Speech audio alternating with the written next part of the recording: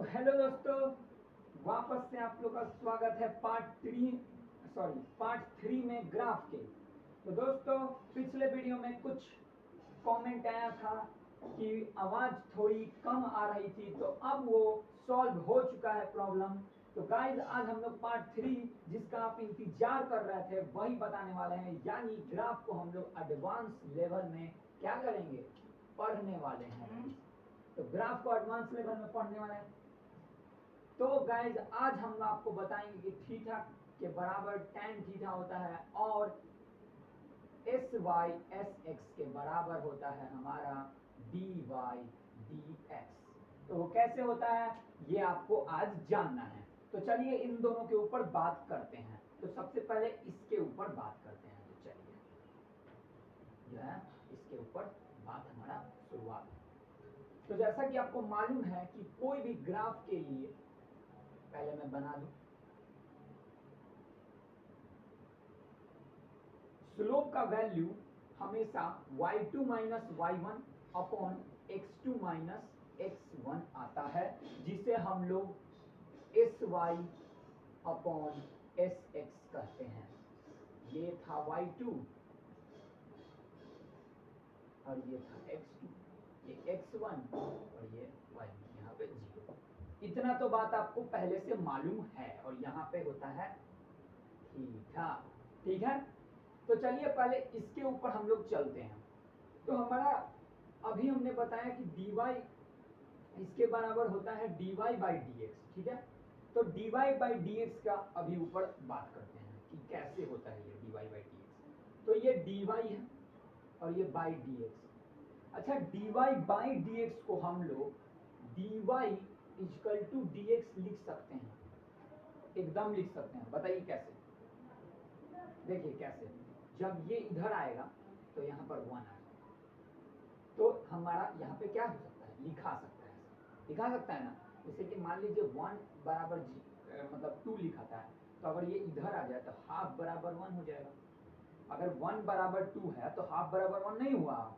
तो उसी तरह dy बराबर dx है, तो dy, देखिए 1 की जगह तो dy की जगह, और ये 2 इधर से आया तो ये 2x इधर से आया, तो dy बाई dx बराबर 1। तो उसी तरह dy मतलब dy बराबर dx ऐसा लिख सकते हैं।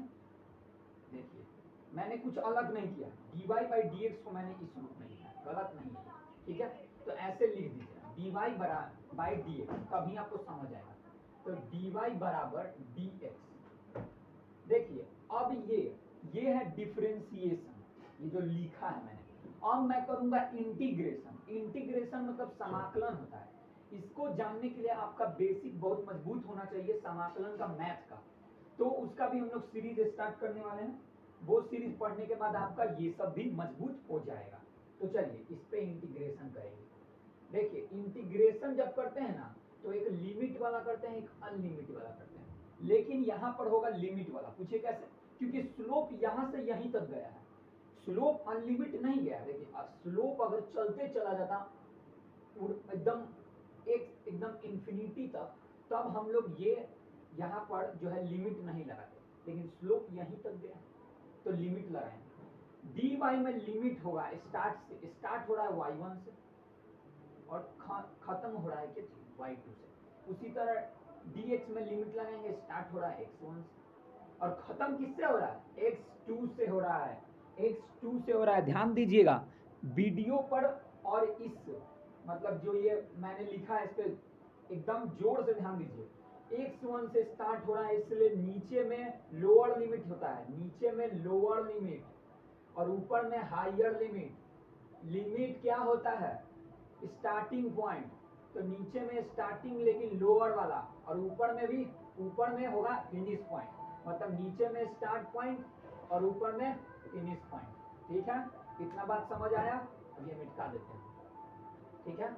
इतना बात आपको समझ आया होगा, बहुत इजी बात है, समझ क्यों नहीं आया, ठीक है, ठीक है। इतना आप समझे। अब जब dy का इंटीग्रेट कीजिएगा तो वो आता है y, अभी भी लिमिट लगेगा y1 और ये y2, ये आता है x बराबर यहाँ पे सी।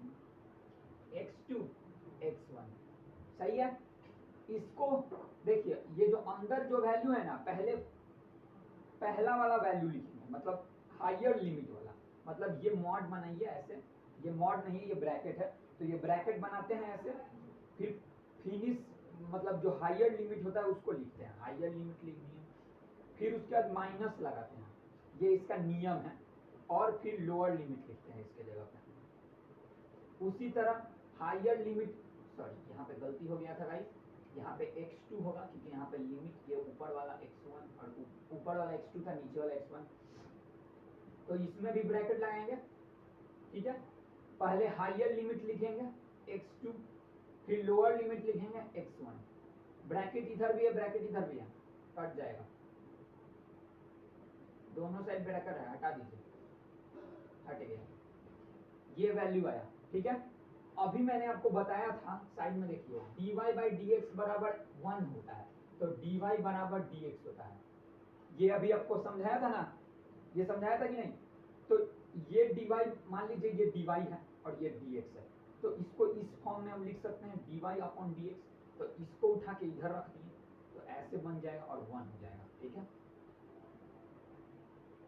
तो देखिए, इसको उठा के इधर रख देंगे, इसको उठा के जब इधर रखिएगा तो ये अपॉन में आ जाएगा x2 माइनस x1, देखिए इसको उठाकर इधर ला दिए तो अपॉन में आ जाएगा, और इसके बराबर 1 हो जाएगा, इसके बराबर 1 हो जाएगा, ठीक है।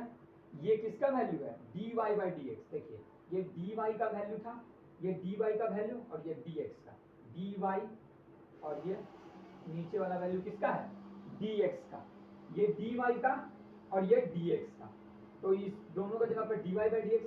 अब जरा ध्यान से गौर फरमाइएगा, अभी सब इरेज कर देते हैं, ये वैल्यू यहाँ पर लिखा हुआ है, ये दोनों बराबर है, जरा गौर फरमाइएगा, y2 माइनस y1 बराबर sy, x2 माइनस x1 बराबर s1 sx, तो इसके जगह पे sy और इसके जगह पे sx लिख सकते हैं, तो dy बराबर dx बराबर sy बराबर sx, लीजिए ये प्रूफ हो गया, समझे कैसे आया, इंटीग्रेट करके उसके वैल्यू को, समझ में आया, ये प्रूफ कर दिया मैंने, ये प्रूफ क्या हुआ, अब आप एडवांस लेवल में आ चुके हैं, dy बाई dx। बता दूं ये एडवांस लेवल 12th के लिए है, बता दूं ये एडवांस लेवल 12th के लिए है और 11th के लिए, कोई भी 10 में ये एडवांस लेवल प्रूफ कर सकता है, कोई भी कर सकता है, लेकिन 10 में आपको पढ़ना नहीं है, इसलिए बता रहा हूँ, ठीक है, ठीक है। चलिए इसको हटा देते हैं, अब थीटा पे आते हैं, किस पे आएंगे, थीटा पर। थीटा को क्या कहते हैं हम लोग, tan थीटा, कैसे कहते हैं यही जानना है ना, देखिए कैसे कहते हैं, ये ग्राफ देखिए, ये ग्राफ देखिएगा, यही ग्राफ, ध्यान से देखिएगा, ध्यान से एकदम, ये जो ग्राफ है इसमें हम एक ट्राइंगल बना लेंगे, कैसे बनाएंगे भाई, देखिए ये ग्राफ उठा के यहाँ पर, ये कुछ ऐसा ग्राफ है, यहाँ पे थीटा, यहाँ पे थीटा है ना, और ये ग्राफ है, सही है, ये x एक्सिस, ये y एक्सिस, यहाँ तक जो पॉइंट है वो x2 है, और ये वाला पॉइंट y2, और ये x1 और ये y1 और ये 0 है ना, है कि नहीं, एकदम है।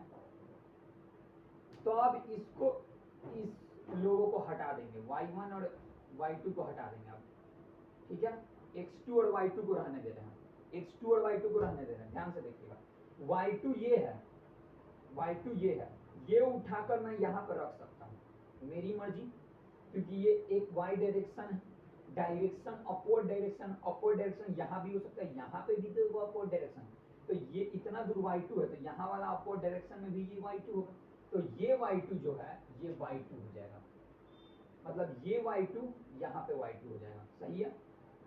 तो अब ये y2 हटा दीजिए, तो ये बन गया ट्राइंगल, ये बन गया ट्राइंगल, यहाँ तक वैल्यू x2 था और ये y2 और ये थीटा, सही है। अच्छा देखिए, यहाँ पर अब 90 बनेगा, एकदम बनेगा, मतलब यहाँ पर बनेगा 90,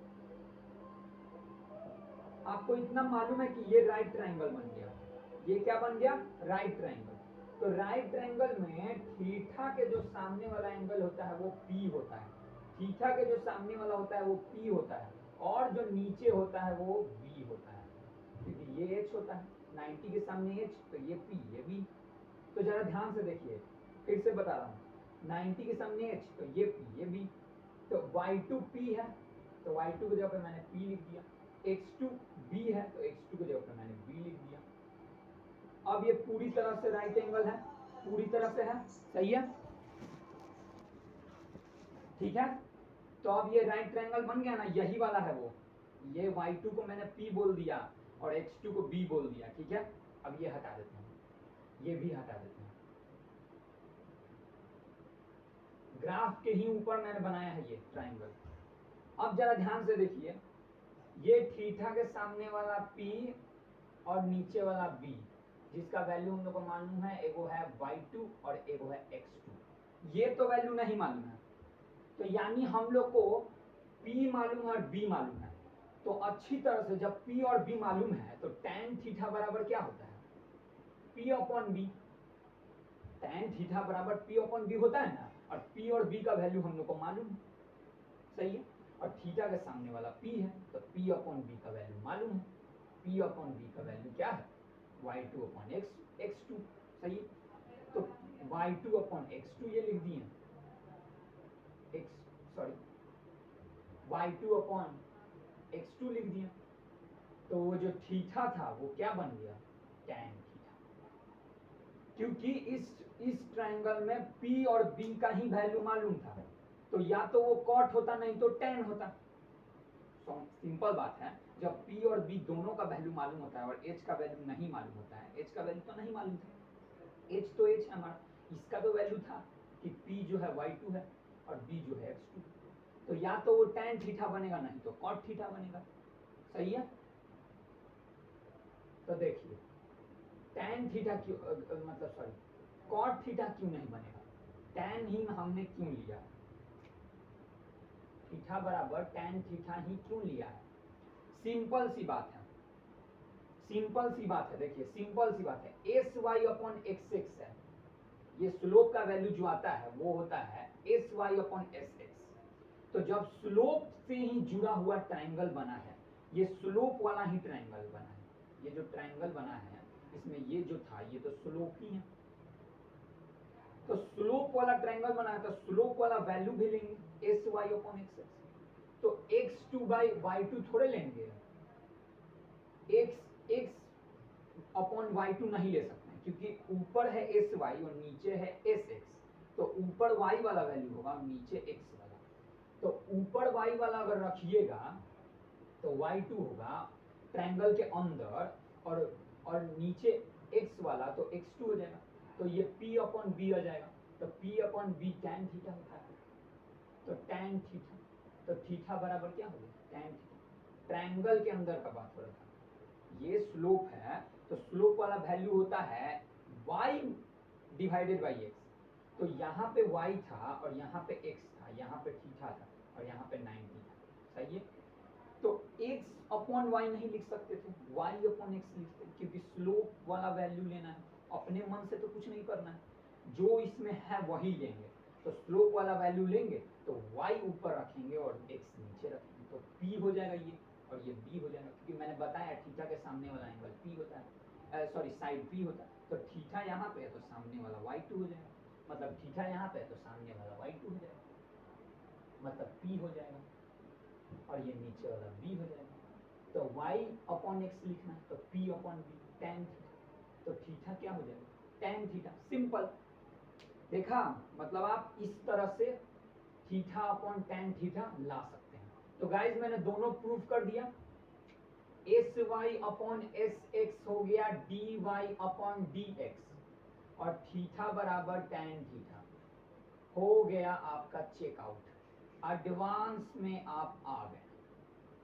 एडवांस के अंदर आप लोग एंट्री मार चुके हैं, एडवांस के अंदर एंट्री मार चुके हैं, ये एडवांस का था graph part 3 advance, advance graph के बारे में आप जान चुके हैं। अभी पूरी तरह से नहीं जाने हैं, अभी कर्व वाला एक होता है, ये स्ट्रेट लाइन के लिए था। अब उसके बाद कर्व में कुछ और भी वैल्यूज दिखेंगे आपको, बता देते हैं कौन कौन वैल्यू दिखेंगे। सबसे पहले स्लोप, जो कि आप जान गए, dy/dx। अब इसके बाद आपको मिलेगा कनकेव डी, कनकेव, ये क्या होता है भाई, ये मैं आपको नेक्स्ट वीडियो में बताएंगे। उसके बाद एरिया होता है, स्लोप का एरिया, वो जो बनता है ना स्लोप के अंदर, जो जैसे अभी मैंने बनाया था स्लोप के अंदर ये जो ट्रायंगल बनाया था ना, मतलब एक्स वाई डायरेक्शन में इस तरह मैंने एक ट्रायंगल बनाया था, यहाँ पे x2, यहाँ पे y2 और यहाँ पे थीटा लिया था और ये स्लोप था, बनाया था ना, ऐसा कुछ बनाया था ना ट्रायंगल। तो ये जो फिगर बना उसी का एरिया।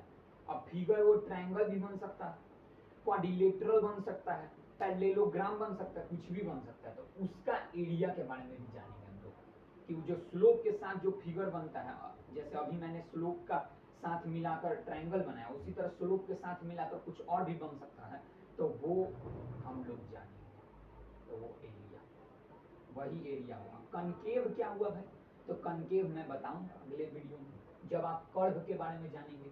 ग्राफ के अंदर कर्व बनता है, ये बात जान लीजिए, कभी ऐसे ग्राफ बनेगा, कभी ऐसे बनेगा। स्लोप, ये स्लोप का एक ऐसे है वैल्यू है, तो स्लोप कभी स्ट्रेट बनता है, कभी ऐसे, कभी ऐसे, कभी ऐसे ऐसे बनता है। तो ये सब कर्व है। तो ग्राफ में कर्व जब आप जानिएगा तब कनकेव का बात आएगा और तब आएगा एरिया का बात। स्लोप कहीं भी लागू है, स्लोप हर जगह, लेकिन कनकेव जो है ना वो कर्व में लागू होता है। कनकेव कहाँ लागू होता है, कर्व के अंदर।